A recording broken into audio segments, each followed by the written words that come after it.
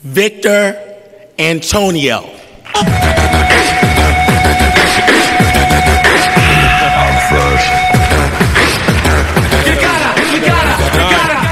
right, how you guys doing? All right, late night, but we're going to get through this, right? All right, I need to know, am I in a conference or am I in a celebration? Clap if you think we're in a conference. If you clap, leave the room. Clap if you think we're in a celebration. Now, I got two types of keynotes I usually give. I got a real boring one. I got a real exciting one. Both contain the same content, but I'm going to let you decide. Clap if you want the boring one. Clap if you want the exciting one. By the way, clap if you don't care as long as it's good and it's short. Yeah, I know. All right. Are you guys ready to learn a lot? All right. I'm going to get into some deep stuff. Here we go. Now, Archimedes had a principle. He basically said, give me a long enough lever, a lever to stand and a place to stand, and I can lift the world. That's what he said. Here's what he meant in terms of selling. That if you have a client who's inert, won't move, what is our job? To grow our pole of influence to what? To leverage the client so he'll buy from who? Us. You guys with me so far? Now, can we influence people? I think you can. Webster has a real nice definition, the act of producing an effect without apparent exertion of force or direct command. I don't know about you, but I'm ADD. That's too complicated. Let's move on. How about this? The ability to guide a person's behavior to make them comply passively. I don't know about you, but that sounds too Machiavellian to me. Let's make it simpler. How about this? The ability to what? Nudge without pushing. People don't like to be pressured into buying. Would you agree with that? So what are you going to learn today? How to what? Yeah. All right. Several years ago, I started looking at the world of selling. And here's what I discovered.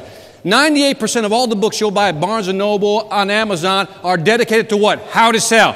And there's three categories. Strategic, right? How to approach a market, a customer. Then there's what? Tactical, face-to-face, belly-to-belly conversations we have with our customer, B2C type. Then you have the what? Psychology of selling, the motivation, woohoo, stay positive. What I noticed that there was a gap in the market. Nobody's looking at the other side of the equation because the buyer today is less trusting, less loyal, more demanding, and more price sensitive. And unless we know how to nudge them, we're not going to sell them. So I looked at the other side of the equation, which is how to buy. If I look at how people buy, if we can understand how people buy, if we understand what motivates a buyer, if we understand how they make their buying decisions, but during our conversations with our customers, if we can find moments of influence, do you think we can sell more effectively? Yes or no? I think we can. Let me show you how you've been nudged. From the morning, this morning when you got up, you have been nudged at least 20 to 30 times, but you're not even aware of it. Let me give you examples of nudging that are below your consciousness.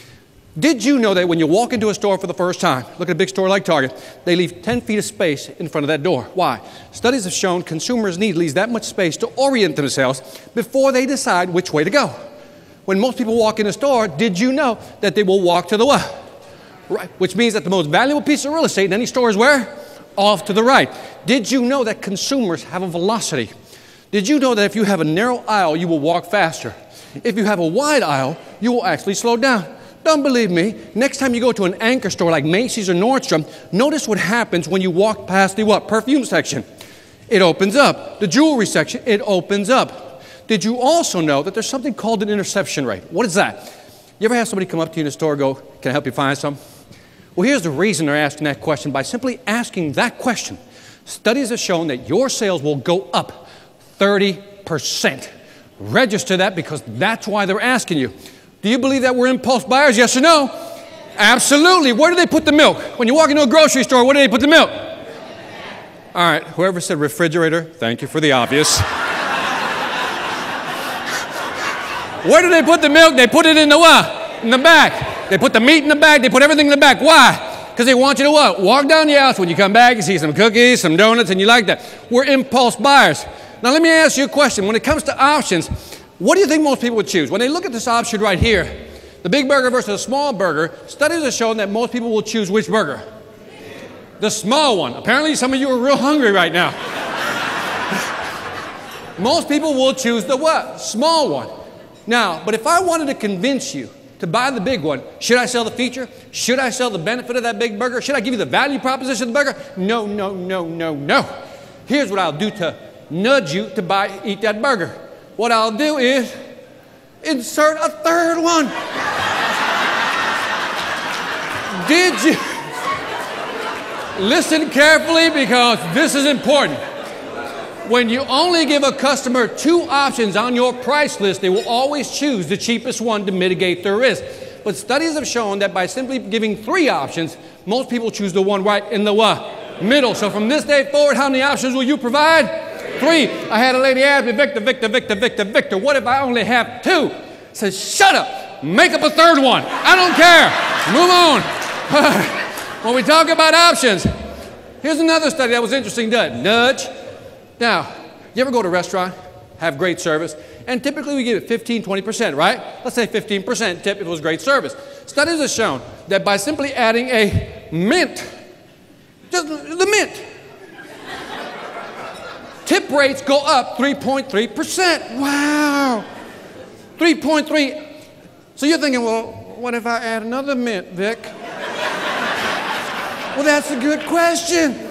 So when you add another mint, the studies showed it goes up 14.1%. Wow. I know some of you go, I never give more. Shut up, you do. But here's the real power tool. Here's the real power tool to maximize the tip. What they found is that they come to your table, thank you for coming here, really enjoyed your service. They put a mint on your tip, then they pretend to walk away. You know, because I really like you, here's a couple more. When they use that strategy, bam! 23%! Now there's 3 reasons why that happened. Why? Yell them out. What? It was acknowledgments. Again, a little self-security and security going on here. I need acknowledgement, Victor. That's what it is. It's personal, right? It made them feel special, but the big component there was, it was unexpected. Here's the acronym I want you to remember. UPS. It was unexpected, it was personal, and you make somebody feel special. You with me so far? Because that's what we do. When we do something unexpected, our likability index goes up. Now, Ellen Langer, Harvard psychologist, did an interesting study. She wanted to find out, could she get people to comply? So here's what Ellen Langer did. There were people lined up at copiers, and what she wanted to find out was that if I go butt in front of that line and says, hey, excuse me, I have 5 pages to copy, may I use the Xerox machine? How many people would actually say yes? What percentage do you think would allow somebody to cut in line? Yeah, 5. West Coast in the house? Kind of cheap. Wow, no, you can't get in line. I did this in Minnesota. They're like, I don't know, 80%. You know, so what percentage do you think? They're much nicer up there. All right, listen carefully. The percentage is 60% of the time people said what? Yes. Now, Ellen Langer wanted to test this even further. Could I increase that number or maybe decrease it? Well, maybe she says if I put a reason, because I'm in a rush.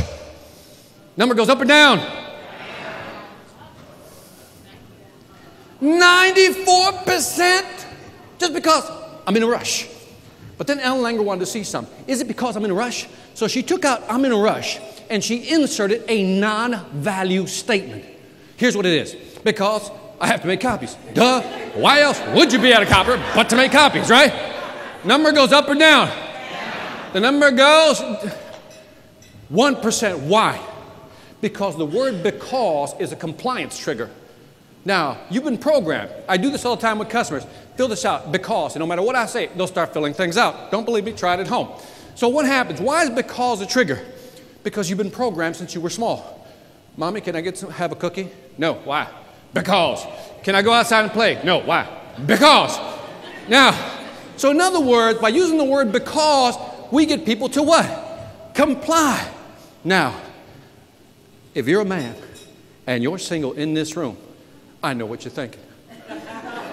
I got you. Here's what you're thinking, Victor.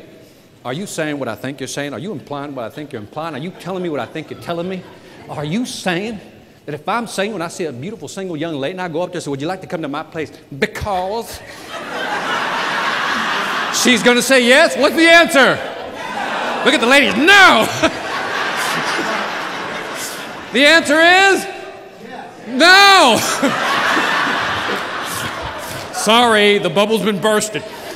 Here's why. Ellen Langer realized that the request has to be reasonable.